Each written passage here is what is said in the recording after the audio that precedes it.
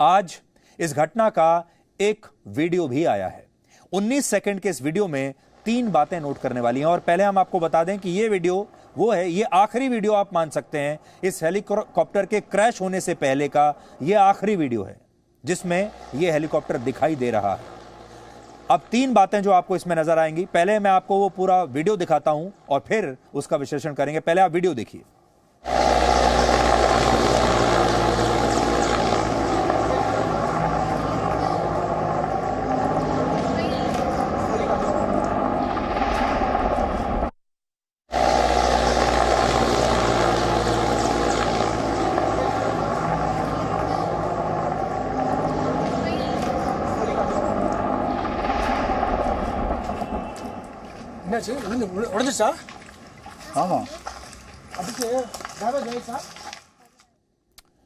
तो इसमें पहली बात नोट करने वाली है वो ये कि ये हेलीकॉप्टर क्रैश होने से पहले ज्यादा ऊंचाई पर नहीं उड़ रहा था, काफी नीचे था और इतना नीचे था कि आप इसे साफ साफ अपनी आंखों से देख पा रहे हैं।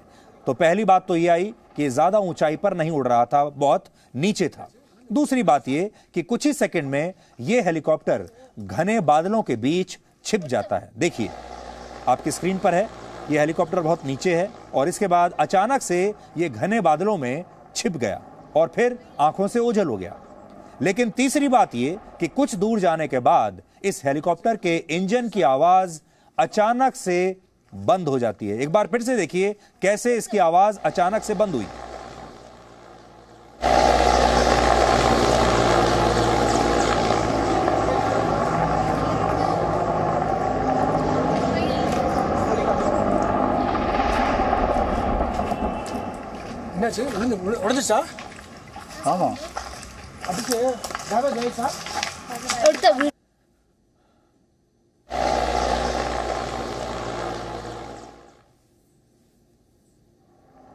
ये दुर्घटना से पहले का आखिरी वीडियो है और आप देख सकते हैं कि जो लोग यहां पर हैं ये भी आखिर में कुछ हैरान से हो जाते हैं ये सोचकर कि अभी तक तो इस हेलीकॉप्टर के इंजन की इतनी जबरदस्त आवाज आ रही थी, लेकिन अचानक से वो आवाज बंद हो जाती है।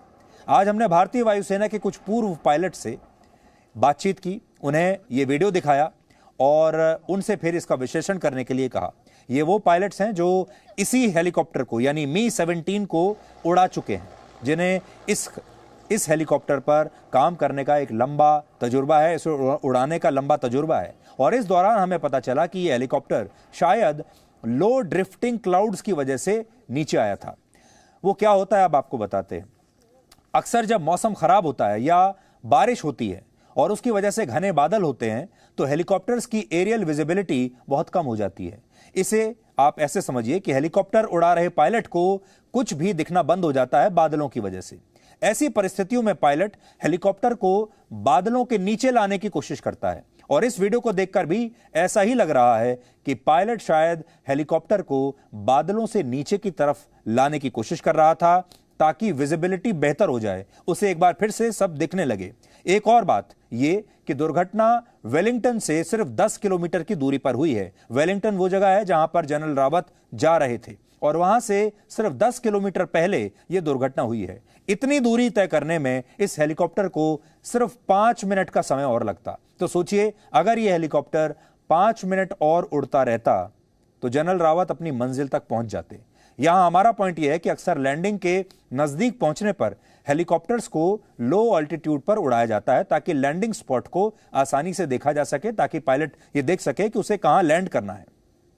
और हो सकता है कि इस हेलीकॉप्टर के पायलट ने भी लैंडिंग स्पॉट को देखने के लिए ही इस हेलीकॉप्टर को काफी नीचे यानी लो ऑल्टीट्यूड पर उड़ाया हो और शायद इस दौरान हेलीकॉप्टर किसी ऊंचे पेड़ से टकरा गया और फिर उसका बैलेंस बिगड़ गया और वो क्रैश हो गया। इस वीडियो से अगर आप देखें तो अभी यही पता चलता है। हालांकि यहां हम 2 बातें आपको बताना चाहते हैं। पहली बात, यह कोई मामूली हेलीकॉप्टर नहीं था, यह 2 इंजन वाला हेलीकॉप्टर था और इसकी सबसे बड़ी खासियत यह थी कि अगर इसके दोनों इंजन फेल भी हो जाएं तब भी यह हेलीकॉप्टर क्रैश नहीं करेगा, तब भी आसानी से लैंड कर सकता है। और वो ऐसे कि ऐसी स्थिति में यह हेलीकॉप्टर खुद को एक पैराशूट के रूप में ढाल लेता है। जैसे पैराशूट अपने आप नीचे लैंड कर जाता है, ठीक वैसे ही यह हेलीकॉप्टर तकनीकी खामी होने पर, दोनों इंजन्स फेल होने पर भी आसानी से लैंड कर सकता है। इसलिए बड़ा सवाल यह है कि फिर यह हेलीकॉप्टर क्रैश कैसे हुआ। मान लीजिए अगर इसमें तकनीकी खराबी आ भी गई, दोनों, एक नहीं दोनों इंजन्स फेल भी हो गए, तो भी यह हेलीकॉप्टर आसानी से लैंड कर सकता था, लेकिन क्यों नहीं किया। दूसरी बात, किसी भी वीवीआईपी मूवमेंट से पहले हेलीकॉप्टर की अलग अलग चरणों में जांच की जाती है और इस हेलीकॉप्टर के मामले में भी इस प्रक्रिया का पालन हुआ था। क्रैश से पहले इस हेलीकॉप्टर ने 26 घंटे की उड़ान भरी थी और इस दौरान इसमें कोई भी कमी या खामी दिखाई नहीं दी। लेकिन फिर कल जनरल बिपिन रावत और उनकी पत्नी को वेलिंगटन ले जाते समय यह अचानक क्रैश हो गया। इसलिए यहां निष्कर्ष यही निकलता है कि या तो पायलट से कोई गलती हुई है, उससे कोई चूक हुई है, या इसके पीछे कोई षड्यंत्र भी हो सकता है। यह कहना अभी थोड़ी जल्दबाजी होगा, लेकिन आज इसके बारे में सोचना बहुत जरूरी है। और कल भी हमने आप ये बात कही थी कि ये बातें सवाल तो जरूर उठाती हैं कि हम अपने देश के सबसे बड़े जनरल को हम 50 किलोमीटर की यात्रा सुरक्षित रूप से नहीं करवा पाए। जनरल रावत कोई मामूली व्यक्ति नहीं थे, वो देश की तीनों सेनाओं के सूत्रधार थे।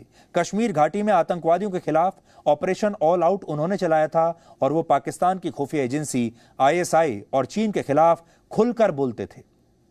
यानी उनके बहुत सारे दुश्मन थे, उन्होंने बहुत सारे दुश्मन बना लिए थे, अंदर भी और बाहर भी, और वो पाकिस्तान और चीन के लिए हमेशा से खतरा रहे हैं। इसलिए इस मामले में अब दो थ्योरी भी सामने रखी जा रही हैं। पहली थ्योरी ये कह रहे हैं लोग कि हेलीकॉप्टर में ब्लास्ट के पीछे कुछ और वजह भी हो सकती है।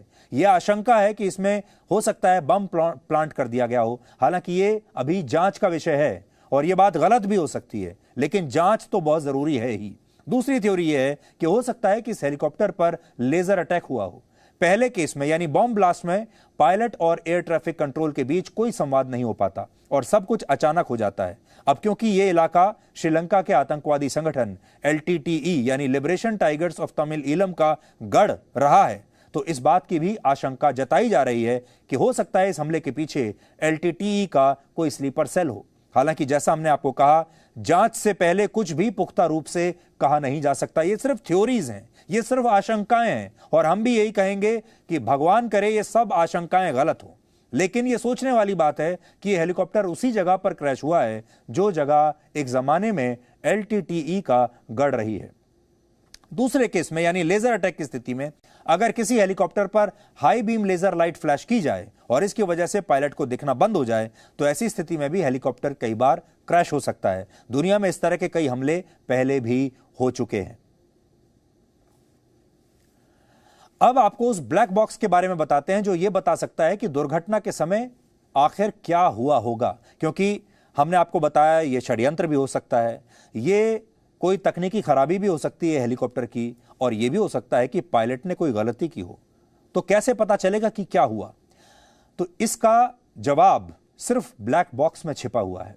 आज जब कुन्नूर में घटनास्थल से हेलीकॉप्टर के मलबे को हटाया जा रहा था, उस समय पुलिस और भारतीय वायुसेना को यह ब्लैक बॉक्स बरामद हो चुका है। ब्लैक बॉक्स ब्लैक रंग का नहीं होता, काले रंग का नहीं होता। इसका नाम ब्लैक बॉक्स जरूर है, लेकिन यह ब्लैक नहीं होता। असल में यह ऑरेंज यानी नारंगी रंग का होता है, ताकि हादसे के बाद जब जांच टीम घटनास्थल पर पहुंचे तो यह बॉक्स दूर से ही नजर आ जाए। जब कभी कोई विमान हादसे का शिकार होता है, कोई प्लेन या हेलीकॉप्टर क्रैश होता है, तो उसमें बहुत कम चीजें ऐसी होती हैं जो सुरक्षित बचती हैं। ऐसी स्थिति में किसी भी विमान के क्रैश होने की सही जानकारी कभी मिल नहीं पाती। इसलिए सभी विमानों में और हेलीकॉप्टर्स में एक ब्लैक बॉक्स रखा जाता है, और यह बॉक्स टाइटेनियम धातु से बना होता है, जो कि बहुत मजबूत धातु मानी जाती है।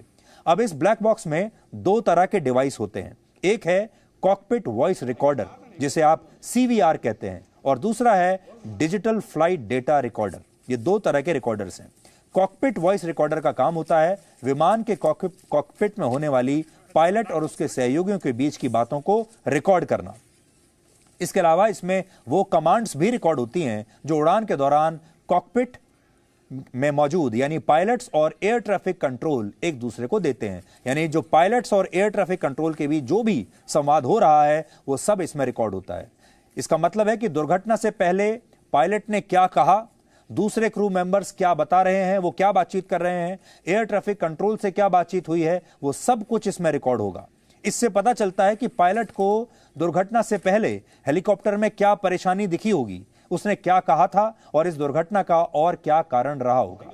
इसी तरह से डिजिटल फ्लाइट डेटा रिकॉर्डर का काम होता है विमान की गति, उसकी ऊंचाई, उसके इंजन और ईंधन समेत 90 प्रकार की जानकारियों को डेटा के रूप में स्टोर करके रखना।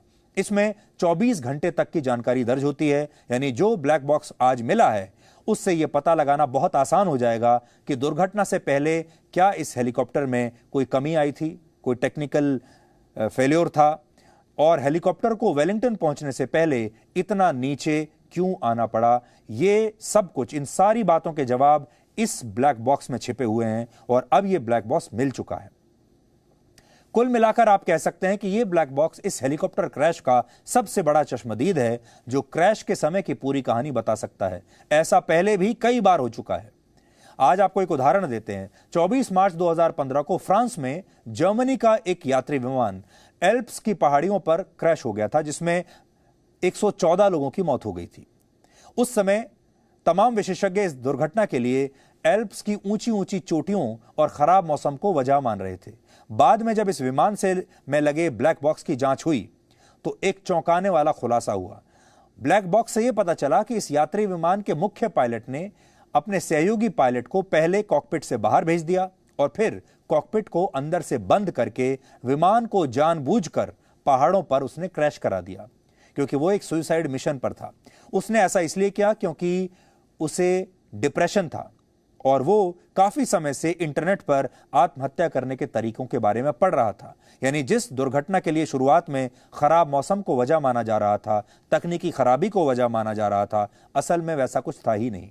और इस दुर्घटना की असली वजह उस पायलट का डिप्रेशन निकला, जिसने अपने डिप्रेशन की वजह से 114 पैसेंजर्स की जान ले ली। कहने का मतलब यह है कि इस मामले में भी क्रैश के लिए खराब मौसम को वजह माना जा रहा है, लेकिन यह संभव है कि ब्लैक बॉक्स की जांच के बाद इसके पीछे कोई और ही कहानी निकले। Presenting B News app available on Google Play and App Store. Download it now.